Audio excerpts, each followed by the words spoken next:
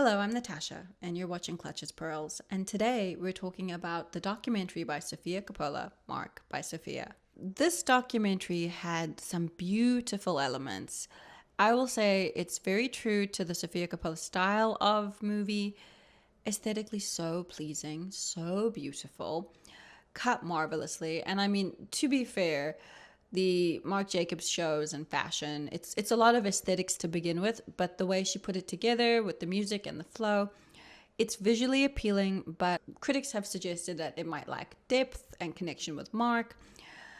I will say I disagree. I think that she works in subtlety. I think that is her style, and I'm not mad at it.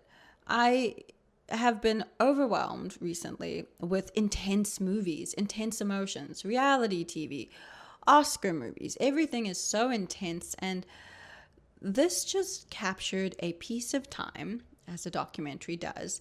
It's not necessarily you know, a novel concept. I think that the mystique of the fashion world has been eroded with decades of documentaries, fashion documentaries, Vogue behind the scenes, Get Dressed with Me, all of it. We've seen it before. Social media has lifted the veil.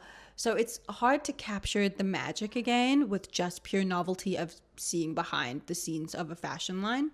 That said, Marc really was interesting to me for a number of reasons. And the way Sofia portrayed him is interesting for a number of reasons. So I will say, I, as a viewer, did not particularly warm to Marc immediately. And I think the way Sofia portrayed him surprised me. She caught authentic moments where he wasn't necessarily looking great. I mean, I was struck by one scene where he's being a little passive aggressive with one of his assistants. I think he's asking her about fabrics, and she's done something that they didn't agree on. And he's asking her a question to lead her to the fact that he's unhappy. And it just seemed a little bitchy. I was like, ooh, I might be guilty. And it was starkly contrasting to the Louis Vuitton documentary where he's dancing with the staff and, hot shot, on top of the world energy. This had a much more grounded in humanity feel, perhaps a little bit of Devil Wears Prada sprinkled in there, because I think the archetype of legacy sort of has this image that your fashion boss and your leader is bitchy and difficult and demanding, not necessarily your buddy that, is dancing with you. So maybe it was intentionally done to shift away from the image that he previously had and lead into a more mature viewpoint. But what shocked me most about this documentary wasn't the beautiful fashion aesthetics. It wasn't the difficult creative director. It wasn't the end show. What's most interesting to me was the last 5 minutes, because I felt as though she very cleverly turned the whole documentary on its head in that moment. Because throughout the documentary, we've seen the fashion. We all, I think, most people interested in fashion are aware of Marc Jacobs, his history, some of his lines, the peaks, the lows.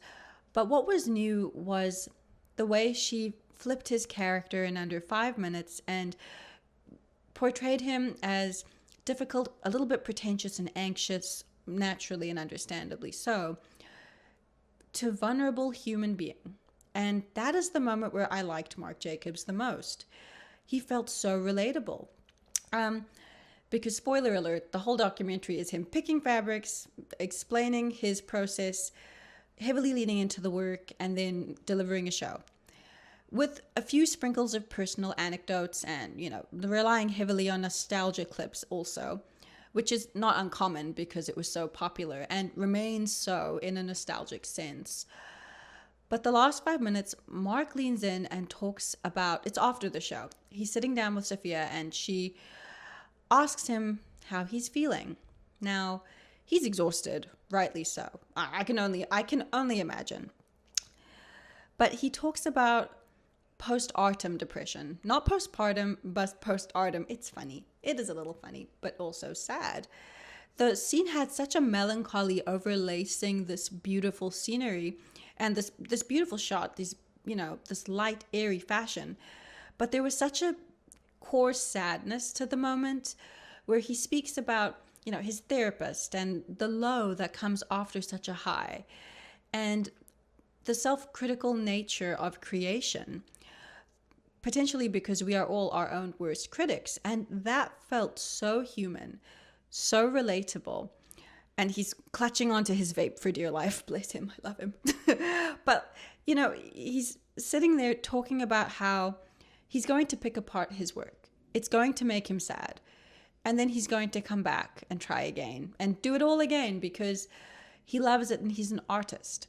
And in that moment, I could see the shift away from pop icon and cultural phenomenon to human being with a need to express, to create a world that pulls you in, because world creation was his coping mechanism. And we see this a lot with some of the Oscar movies also, where artists don't necessarily verbally express how they feel. They draw you into their world through their art. And this is the same message, but at a different wattage, at a lower, it's a quieter statement, but the same message I felt.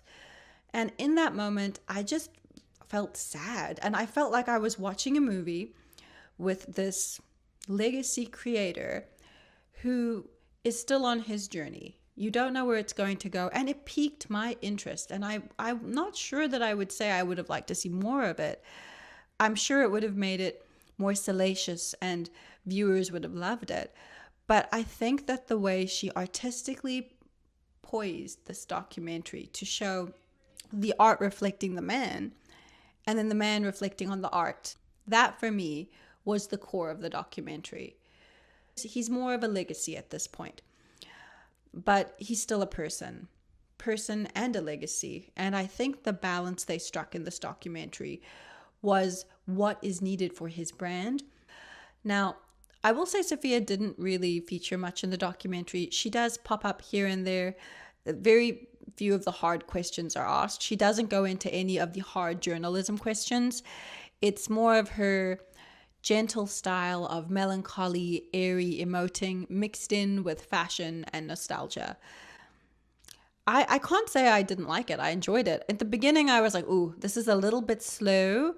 Where are we going with this? Why is it dragging? I know how we pick fabrics, but at the end, I understood the purpose and I was very pleased I stayed in the theater.